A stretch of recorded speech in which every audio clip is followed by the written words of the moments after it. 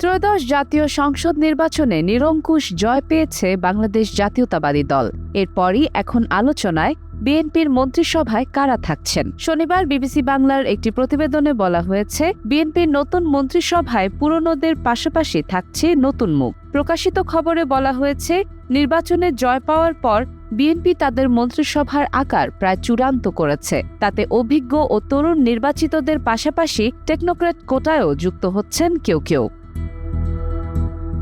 মির্জা ফখরুল ইসলাম আলমগীরকে রাষ্ট্রপতির জন্য বিবেচনা করা হচ্ছে। স্পিকার হিসেবে ডক্টর আব্দুল মঈন খান, মির্জা আব্বাসকে যোগাযোগ মন্ত্রণালয়, সালাউদ্দিন আহমেদকে স্থানীয় সরকার মন্ত্রণালয়, আমির খসরু মাহমুদ চৌধুরীকে বাণিজ্য মন্ত্রণালয় এবং আ.ন.ম এহসানুল হক মিলন শিক্ষা মন্ত্রণালয়ের দায়িত্ব পেতে পারেন।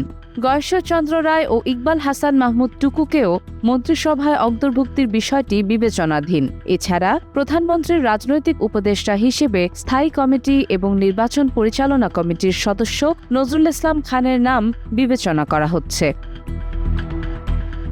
নতুন মন্ত্রিসভায় নয়ামুখ হিসেবে টেকনোক্র্যাট কোটায় তথ্য ও সম্প্রচার মন্ত্রণালয়ে রুহুল কবির রিজভী, জনপ্রশাসন মন্ত্রণালয়ে ইসমাইল জবিউল্লাহ, হুমায়ুন কবির পররাষ্ট্র প্রতিমন্ত্রী এবং স্বরাষ্ট্র প্রতিমন্ত্রী হিসেবে শহীদউদ্দিন চৌধুরী অ্যানির নাম বিবেচনায় আছে। চিকিৎসক এজেডএম জাহিদ হোসেন ও আইনজীবী ফজলুর রহমানও আলোচনায় রয়েছেন। ববি হাজ্জাজ, আন্দালিব রহমান পার্থ, নুরুল হক নূর, ডক্টর রেজা কিবরিয়া ও মোস্তফা জামাল হায়দারের নাম আলোচনায় আছে। ত্রয়োদশ জাতীয় সংসদ নির্বাচনে এ পর্যন্ত বেসরকারিভাবে ২৯৭টি আসনে চূড়ান্ত ফল প্রকাশ করেছে নির্বাচন কমিশন। ২৯৭টি সংসদীয় আসনের মধ্যে বিএনপির ২০৯টিতে জয়ী হয়েছে। সরকারের পক্ষ থেকে জানানো হয়েছে, আগামী ১৮ ফেব্রুয়ারির মধ্যে নতুন মন্ত্রিসভা গঠন হতে পারে। এমন পরিস্থিতিতে বিএনপি ২ দশক পর ফের সরকার গঠন করতে যাচ্ছে।